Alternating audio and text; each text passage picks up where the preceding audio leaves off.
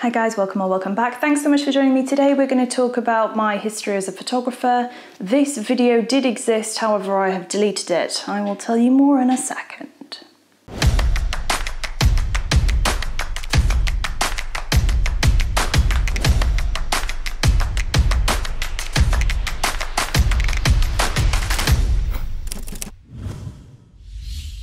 Before I jump in, please do press the subscribe button and click the bell icon. The bell icon helps you out because it gives you notification every single time I upload a video. I upload every week and sometimes more than that if I feel like it, and usually my videos are about actual photography stuff or editing or dog things and not life stories, but today is different. So without further ado, let's jump in. Yeah, so like I said, basically I'm going to talk to you about my backstory and how I became what I am today. That was quite philosophical. This video is not philosophical at all. I want to just address something because basically I'm going to remove a video which already exists on the channel that discusses this topic for a particular reason. First of all, it's probably worthwhile noting that I had absolutely no idea that the channel would grow to what it is today, and therefore I was extremely honest in that video and got emotional. So I've been umming and ahhing for quite a while about whether to remove that video or not, and I just think removing it is probably the best thing to do because there's some things in there that I didn't realise that many people would see, and in hindsight I think maybe I should revisit this story time and cover it off again. So that's what we're going to do today. Basically, going to go through my backstory. I got my first camera in 2009. That is the start of this story, and just like I said last time, I was not in a particularly good space. I was 14 years old at the time, which tells you guys exactly how old I am today, I guess. I found a lot of safety in photography. Photography was and always will be, I hope, for me, a safe space, which makes doing this channel very difficult because I deal with trolls and just people who just want to put nasty stuff on things, and I am a real person and they cut deep. They cut probably deeper than other people think that they will, and it's actually quite painful. So I've been doing a lot of soul searching over the past 6 months to try and work out whether I should even continue doing this channel. I think that I should because I know that I helped so many people, tens of thousands of people, with their photography. So for me, I feel like I should continue. Basically, that's where we started. We started in 2009 and we were gonna basically go to today. So what happened then, I found that I was actually really enjoying photographing the animals because the animals are also safe, because no animal has ever broken my trust or gone back on their word or cheated on me or been aggressive without good reason, and therefore animals are, and probably always will be as well, a pretty safe space for me. So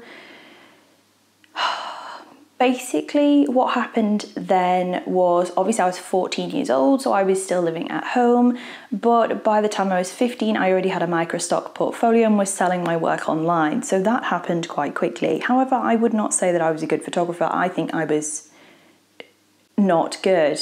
Then what happened was I basically worked and got better, as good as I could, and I was doing things for free. My dad runs a business and I was photographing his business events for free. I was doing work with charities and all of that was happening. I was 15, I think.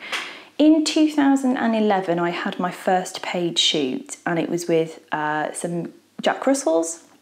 It was in studio on white and black backgrounds, and that was the start of everything that happened after that. So basically I learnt everything that I know really about photography between then and now, but I already had a pretty good understanding of the basics. So the exposure triangle, video for which I will link above, and composition, which is, in my opinion, the most important thing about photography anyway, and there is a video about that which I will also link above. So I continued on with this merry little path of photographing animals, some dogs, some horses. I did babies, newborns, kids, families, weddings, commercial work. I did tractors, which I still shoot now, and all sorts of other little weird and wonderful things over the years. By 2014, I was doing event shoots and making some good dollar through them. I had a little gazebo that I took to shows and did black background studio work with that. And I also was doing private portrait sessions and selling those. Things were going really well because I was good at learning how to do stuff, and therefore it wasn't that hard for me. By 2016, I think, probably earlier than that, I started teaching people photography in person, which I thoroughly enjoyed. Teaching photography for me is more than a job. I genuinely enjoy it, and everybody who has been taught by me, both in person and online, knows that that's the truth. I just really enjoy doing it. Some would say more than the actual photography. I don't know whether we'd go that far, but yeah, I really enjoy it. So I enjoy teaching, I enjoy seeing people do well. I have got many students who are now award-winning, and that's fantastic. So basically that was great. I started teaching then, and I had a lot of in-person students who were very close to me. In fact, I would name pretty much all of them my friends, and some of them still are. Some of them still come to workshops. They still do photography training with me, and they're a brilliant bunch. And in 2016, I believe it was, in 2016, one of my students passed away. She took her own life, and that hit me extremely hard. It was a summer of deaths, is all I can say. A lot of family members lost their lives. I was in a relationship that wasn't particularly healthy, and it was just not a good time. So I would describe this period of life as going tits up, which is a phrase that we use here in England to explain when things don't go to plan at all.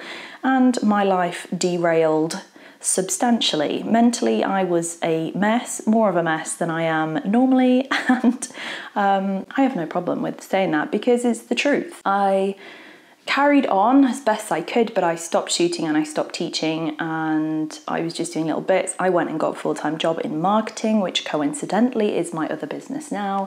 And in 2017, my fiance at the time decided that he was not happy in the relationship anymore, and that relationship broke down very, very, very quickly.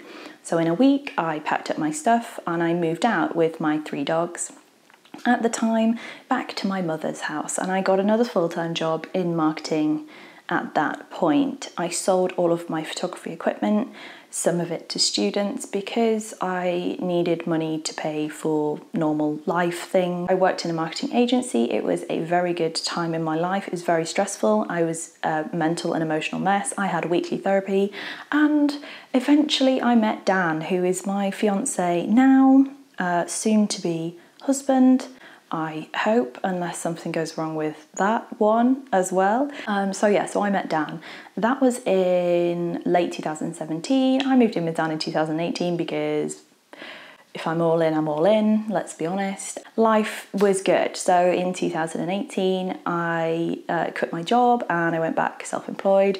And now I run a very successful marketing agency, which I thoroughly enjoy, but it's very stressful, and I do big things for big people a lot of the time. And I missed photography and I missed teaching. So where are we at? We're at 2018. So then Dan lost his finger. That was a thing that happened. And by Christmas, I had miscarried. So I lost a child, which I think people should talk about more than they do, although this year is the first time I've actually been able to talk about it because it was the most horrific thing I've ever experienced in my entire life. And that was rough. And it was after that, actually, that was one of the reasons that got me back into photography. So I needed to reconnect with myself and feel safe again. And feeling safe for me was with animals and with photography. And therefore I came right back round. So that was 2018. I dabbled a little bit with cameras. I got some cameras and stuff in 2019. And then by 2020, business was absolutely great. Life was good.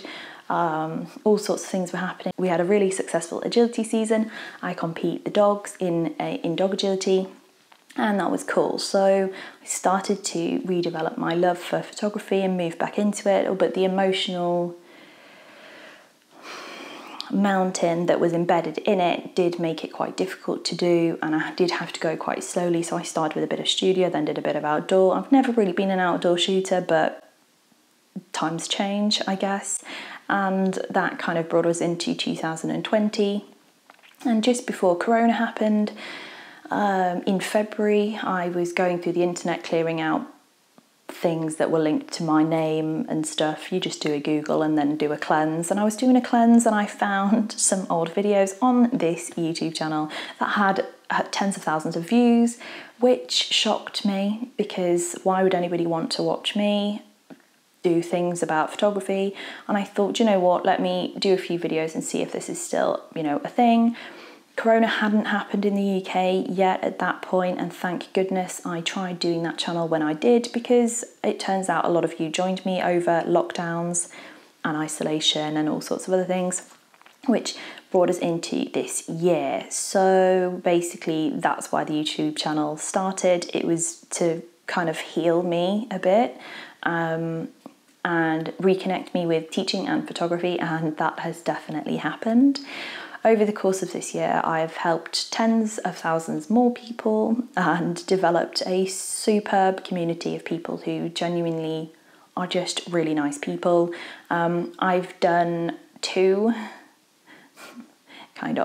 legitimate client shoots over the last month or so, and I feel okay with that. I didn't before. I did some half paid, half not paid shoots earlier on this year, and for clients, and those were okay, but as soon as we started talking about the dollar, I felt really uncomfortable. But I think I'm past that now. I feel pretty good about offering photography as a service again. I don't feel that I go down an emotional rabbit hole every time, and I'm creating some pretty good work. It is now October, and this month I was amazed to win an award. Bear with. So yeah, I won this award. Can you see that? Me looking at my monitor, like, where is it? Can you see it? Can you see it? For photography, I guess. I'm gonna do a video on all of my awards stuff. But yeah, so I won that for this picture of Alf. Can you see that? Can you see that? So yeah, I won that award for this picture in the Master Photographer Association's International Awards for 2020. So that was a fun thing to happen, considering this time last year I couldn't pick up a camera without being an emotional wreck, but that's interesting. So that brings us kind of to now, and life is really strange. Life has a way of taking you down all these roads and going through really bad times to show you what's important. And I think Corona's done that for a lot of people. I think coronavirus and the pandemic has actually told people what they should be doing, and I think that's great. I need to continue to learn that the internet isn't real, and therefore, although people say really nice things, which I really appreciate, my self-esteem is not high enough yet to be able to deal with the negative comments. I know that, and I'm working on that. I'm just going to do what I'm doing because I think it's useful for people. There is an enormous amount of pressure on me now, like a lot of pressure to consistently create amazing award-winning work. And although I will strive to do that, I don't get things right all of the time, as I will show you on that winning picture where that raw file was horrific. So basically that brings us to now. I have amazing dogs, I have a wonderful life, I have two amazing businesses, and I am actually blessed. I am privileged beyond belief, and I appreciate that because anybody who watches this video is part of that, and I hope that you guys also find photography a safe space for you. I would just also like to add that if you are struggling with your mental health, with whatever it might be, please reach out to me. And if you're in a time of crisis, please reach out to some crisis resources. I will list them below. So if you're feeling like just the world is too much and you can't carry on, please do go ahead and look at some of the resources that I'm going to link in the description below, because everybody is worth so much more than they think that they are. And I think that's probably the most important thing. You are important and you have so much to give. So if you are feeling low, I'm here, although I'm not always available all of the time. So please do reach out if you need to reach out. And I hope that this channel gives you as much as it possibly can in terms of learning resources. I don't get things right all of the time. I also don't get things wrong all of the time, but I am not perfect. I am a real human being, and if there is anything that I can do to help you, please just ask, because I will try my best. I think that's pretty much all I wanted to cover off in this video, so thanks so much for watching, and I will see you all again really, really, really soon.